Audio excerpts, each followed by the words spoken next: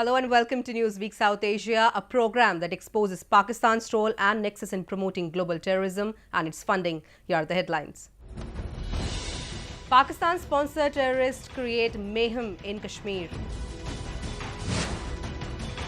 Afghanistan conducts polls even as multiple blasts hit the country. US Secretary of State warns Pakistan of stern action against terror. Hafiz Saeed's Jamaat ud-Dawa and Falah Insaniyat taken off terror list. And Pakistan shows true face, frees Taliban leader.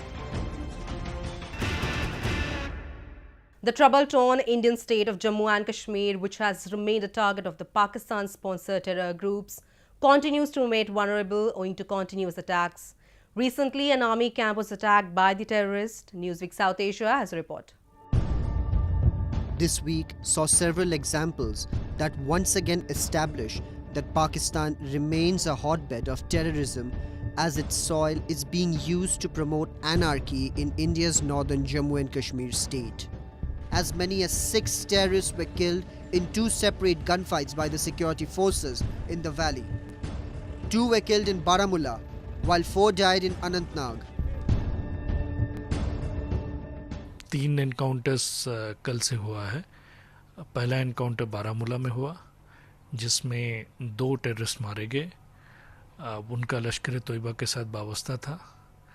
दूसरा encounter Anantnag में हुआ, आरोनी के इलाके में। वहाँ पे 4 terrorist मारे गए। उनका हिजबुल मुजाहिदीन के साथ वाबस्ता था। और अभी सोपुर में कल रात से एक एनकाउंटर चला था जिसमें 2 टेररिस्ट मारे गए हैं अभी तक। अभी सर्च ऑपरेशन चल रहा है। On one hand, police and security forces successfully arrested an OGW of prescribed terror outfit Hizbul Mujahideen in Kupwara district and recovered arms and ammunition from his possession. A joint party of police and security forces apprehended one OGW affiliated with prescribed terror outfit, namely Mohammad Shafi Marge, son of Abdul Ghaffar, resident of Kandi, at a checkpoint established near HP gas godown in Drugmulla area of district Kupwara and recovered arms and ammunition from his possession. The Poonch sector of the state, which is an infiltration route for several Pakistan-based terror outfits to enter India, witnessed a bomb blast in an army base of the region. As per reports, the blast occurred inside the 93rd Brigade headquarters. The senior superintendent of police, Rajiv Pandey, said that the blast took place inside the store in the brigade and it started a fire. The shell landed most probably from across the border, added SSP Pandey. He also said that an investigation was underway. There is a store inside the brigade.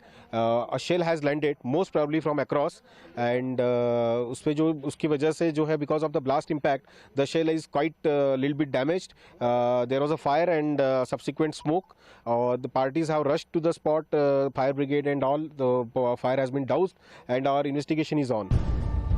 The blast comes 2 days after 3 militants were killed in the Kulgam district of the state, which was followed by a shutdown in the region called by the Pakistani-funded Hurriyat. The Kulgam encounter was launched in the Laro area of the district after the police received information about the whereabouts of some militants holed up in a local residence. The encounter happened after the results of the local civic polls were announced. आज का operation जो है उसमें भी अभी operation ख़त्म हुआ है लारनू कुलगाम में, और मुझे बताया गया है कि 3 मिलिटेंट उसमें जो हैं वो मारे गए हैं और बाकी अभी ऑपरेशन लगभग वाइंड अप हो रहा है। Tension continued to grip the valley as another encounter broke out in Naugam area of the district. The encounter began when the army began a search operation but was shot soon after the army began retaliation. Last intervening night, we had a specific information regarding presence of some militants in this area, Naugam. After that, we launched a cordon search operation along with 50 RR, and CRP also joined in. While searches were on, they fired upon the search party, and it ensued the encounter there. Now an encounter has went on, and 2 militants have been neutralized so far. India's Home Minister Rajnath Singh, who visited Kashmir, took a look at the security situation. Singh also held a high-level meeting with the governor, Satyapal Malik, during the day-long visit. Top civil police and security forces were also present in the meeting to assess the prevailing security situation amid terror outbreaks in several areas. He also announced a Rs 5 lakh package to the families of the civilians who were killed in the attack in Kulgaum. उन families को मैं heartfelt condolences देता हूं।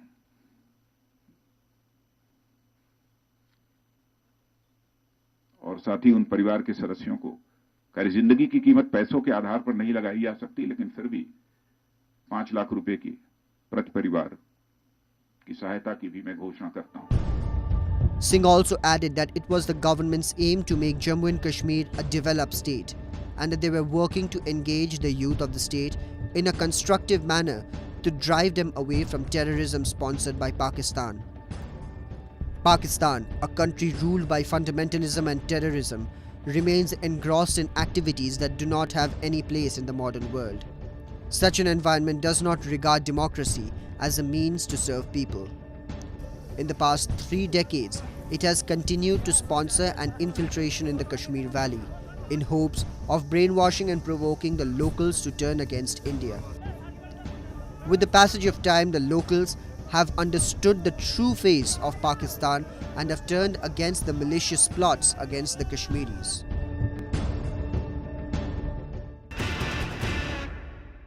Pakistan instigated multiple terror attacks to disrupt the much-awaited parliamentary polls in Afghanistan. We have a report.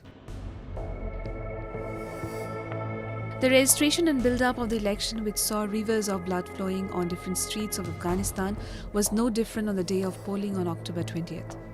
It all began as violence erupted in Kandahar province of the state, which ultimately led to the postponement of the election in the southern province. This happened after the police chief of Kandahar was gunned down in an attack which has been claimed by the Taliban. The terror groups like the Taliban and the Islamic State issued statements before the day of polls where they warned people of the dire consequences that the people will face if they participate in the election, which according to them is foreign-imposed process. But President Ashraf Ghani urged the Afghan citizens to come out in large numbers and vote. امروز مخاطب شما ما بحث رئیس جمهور صحبت نمیکنم، کلمات آخرم بحث یک شهروند صحبت میکنم و بحث یک شهروند خواهش مایست از هر شهروند دیگه افغان، از هر زن و مرد، از هر پیر و جوان، از هر فرد افغان که امروز این حق خود افعا کنه. اما کمیسیون محترم انتخابات طول ترتیب نیولی دی انتخابات براتون که هفته کسی زک قندار بانده لوی غم راقه. Affected by violence instigated by neighboring Pakistan that saw a strong and democratic Afghanistan as inimical to its designs, the Afghan citizens showed their enthusiasm in casting their votes. در چند سال جنگ بسیار زحمت را دیدیم، ما رو می‌خواهیم که با کس رای بدیم که وطن ما رو میشه مردم بیاین اشتراک کنن رای بدن که بخیر افغانستان آرام شه. ما امروز آمدیم برای رایگیری که وطن ما بسیار به حساب رنجیده است. ما می‌خواهیم که به حساب یک نفری باشه که به حساب برای ما خدمت کنه، برای وطن خدمت کنه، تنها به اهل سک نه، به هر مردم افغانستان باید خدمت کنن. امروز آمدیم که رای خود را به حساب برای از آن نفری بدیم که باید خدمت به وطن کنه. The trouble began as the day progressed and attacks happened one after the other across the country. It all started with the usual suicide bombing in the capital city of Kabul. The blast killed as many as 15 people, while at least 30 others were taken to a trauma hospital. By the end of the day, at least 36 people were killed in nearly 200 attacks across the country, including 27 civilians. Security forces also managed to kill as many as 31 fighters in the gun battle.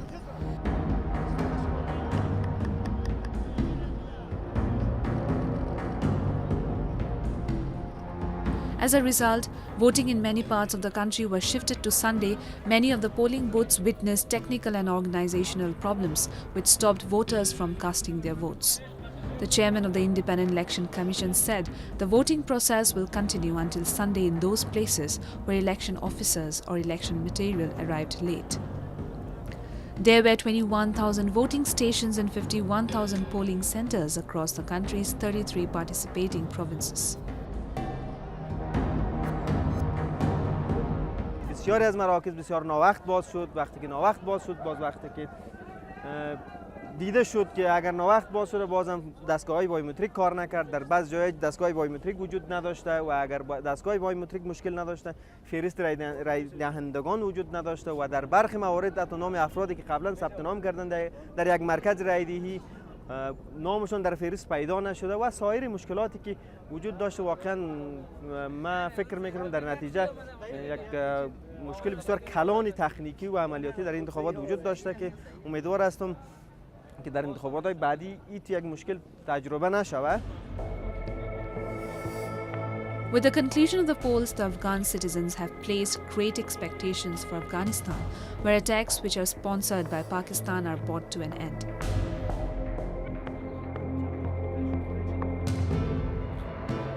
These terror outfits, which have been causing mayhem in the state of Afghanistan, have a strong connection with neighboring Pakistan. Pakistan has been accused by the Afghan authorities for being the state which provides resources, training and weapons to carry out attacks to destabilize Afghanistan.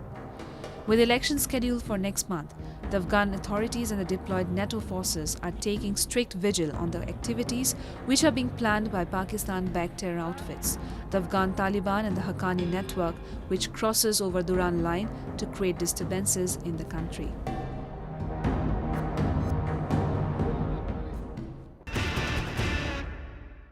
Witnessing the growing influence of terror across South Asia and understanding Pakistan's direct involvement in these attacks, the United States has yet again warned Pakistan to stop supporting terrorism in the region. Newsweek South Asia has a report. Pakistan, a state which is known all over the world for providing a safe haven and support to dreaded terrorists and also providing resources and training to their terror organizations, have caused a lot of harm and misery throughout the world, especially India and Afghanistan. The United States has once again criticized Islamabad's ways of controlling terrorism in the region, especially on its western border with Afghanistan. The US Secretary of State Mike Pompeo said that Pakistan would be held accountable if it did not make sincere efforts to curb the terrorist fighting in Afghanistan. Pompeo also went on to say that he welcomed the polls in Afghanistan and Washington was very impressed with the voter turnout in the region. So I had a chance to travel and meet the new leader of Pakistan not too many weeks ago now. We'd made clear that the U.S. policy with respect to South Central Asia has not changed, that our expectation is that Pakistan will not provide safe harbor to terrorists on their western border. Pompeo met the newly appointed Pakistani leadership recently, led by the cricketer turned politician and now the Prime Minister of Pakistan, Imran Khan, and discussed various diplomatic and strategic ties, and a discussion of terrorism had to be raised in such discussions. Pompeo explained the U.S. policy with respect to South Central Asia has not changed, and that the United States administration had discussed and warned the newly appointed Pakistan Prime Minister that they would ensure that Pakistan will not harbor any terror groups and work fast on cleaning up the terror camps on its western border so that they would not cross over to Afghanistan. We couldn't have made that message any more clear, and that Pakistan will be held to account if they don't achieve that, if they're not sincere in that effort. We don't believe we can get to the place that everyone wants, right? Everyone wants a reconciliation in Afghanistan. And to achieve that, you can't have a safe harbor for Taliban, for Haqqani, and for others inside of Pakistan. The Pakistani government knows that that's our view. And this administration has already made significant efforts to hold them accountable, and we hope that they'll achieve the goal that we've set out for them. The United States government under the leadership of Donald Trump has been making strong decisions against Pakistan for its lack of efforts in tackling the menace of terror from its soil. In the turns of the events, the Trump administration last month suspended $300 million military aid to Pakistan for alleged ties with militants, overlooking the Islamabad's efforts to control the militancy in the country. Pakistan has denied the allegation as baseless, stating that the country suffered human and financial losses in the war on terror. This claim has been challenged by a couple of international communities already.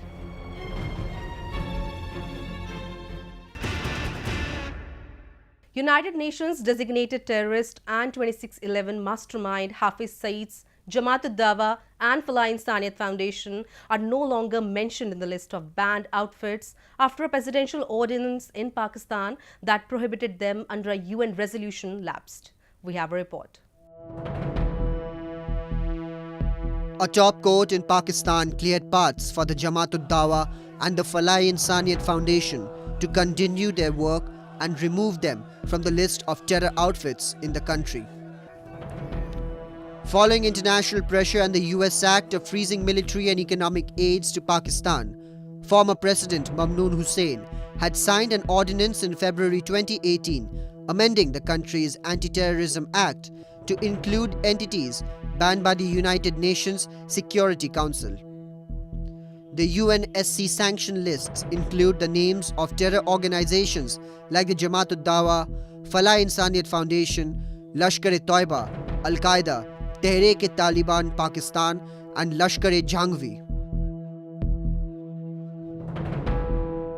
United Nations resolution stated that Hafiz Saeed and his sister organizations, the so-called charitable organization that he is running, has to be banned, and they declared it as a terrorist outfit. There was no other way out for Pakistan but to ensure that this is done, because had they not done it, then what would have happened is that Pakistan would have again been declared a terrorist state. To avoid that, they issued a presidential ordinance and banned these outfits. But today, now you see that Pakistan has allowed that presidential ordinance to lapse. That presidential ordinance, even after new government came in, was not converted into a resolution of the Pakistan Parliament, and now this lapse has been done so that to facilitate the working of Hafiz Saeed and his sister organizations. In February, former Pakistan President Mamnoon Hussain promulgated an ordinance amending the Anti-Terrorism Act 1997, thereby banning terrorist individuals and organizations that were listed by the United Nations Security Council. The Jamaat-ud-Dawa and the Falah Insaniyat Foundation were prescribed under this ordinance. It is a well-known fact that the Jamaat-ud-Dawa and the Falah Insaniyat Foundation train terrorists in the guise of charity who carry out attacks in neighboring India and Afghanistan. Earlier, in an eyewash process, Pakistan government had banned the companies and individuals from making donations to the Jamaat-ud-Dawa and the Falah Insaniyat Foundation and other organizations on the United Nations Security Council sanction list. To cover up its misdeeds, the Falah Insaniyat Foundation owned 369 ambulances, had helped 72,000 persons to charity hospitals and treated 600,000 patients in 2017. Imran Khan has made very tall promises when he was fighting the elections, and these promises also he has given to the world bodies. But the underlying fact is that Imran Khan is basically a prop of the Pakistani army and ISI. The judgment is a proof of the fact that, like the Pakistan government, its army and intelligence agency, which is the ISI, the judiciary is also backing the radical terror organizations, which does make Pakistan a safe haven for terror outfits. Terrorists are funded and supported by the legislative, executive and judiciary of Pakistan, for which more terror groups are coming to the forefront every day. Hafiz Muhammad Saeed, the mastermind of the Mumbai terror attacks in 2008, which killed 166 people and injuring 308 others, continues to be a free man and also someone who contested the recently concluded Pakistan general elections in July this year. Syed was designated as a terrorist by the United States back in 2012 and has a bounty of $10 million on his head. The fact that such people roam freely in Pakistan actually show that how much Pakistan administration is keen on countering terror which has originated from its soil.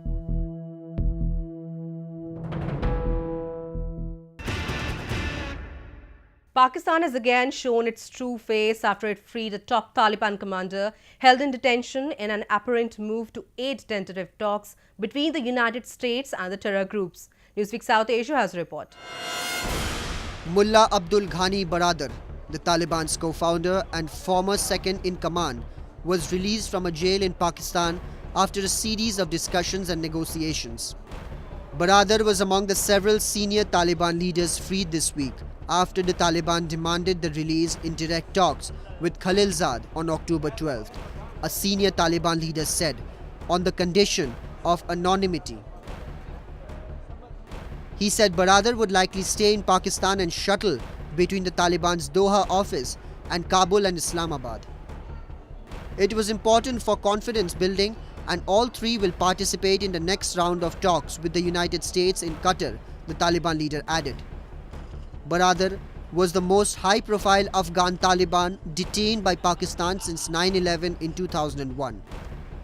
Afghanistan's Tolo News quoted the unidentified sources as saying Baradar was released along with two other senior members of the Taliban movement, identified as Mullah Abdul Samad Sani and Mullah Muhammad Rasul.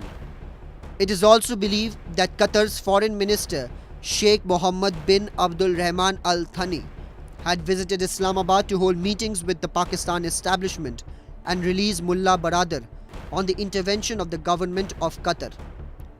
Some believe Qatar wants to play a key role in the peace process talks. Baradar's release comes after recent elections of Pakistan Prime Minister Imran Khan, who has long advocated talks with the Taliban and other Islamist insurgents in the region to bring an end to years of fighting. Pakistan's Foreign Minister Shah Mahmood Qureshi earlier this month also pledged to support negotiations with the Taliban as the country lobbies the United States to restore military aid.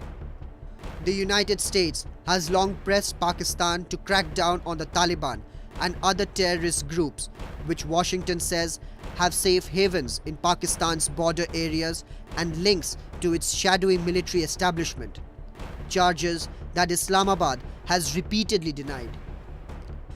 Khalilzad met with the Taliban representatives in Doha as a regional trip designed to coordinate efforts to convince the group to negotiate an end to the war. And with that, we come to the end of this edition of Newsweek South Asia. We will be back next week with more news, views and analysis from the subcontinent. Meanwhile, do keep writing to us at nwsa@anin.com. This is Surbhi Sharma signing off on the behalf of entire production team of Newsweek South Asia. Goodbye and take care.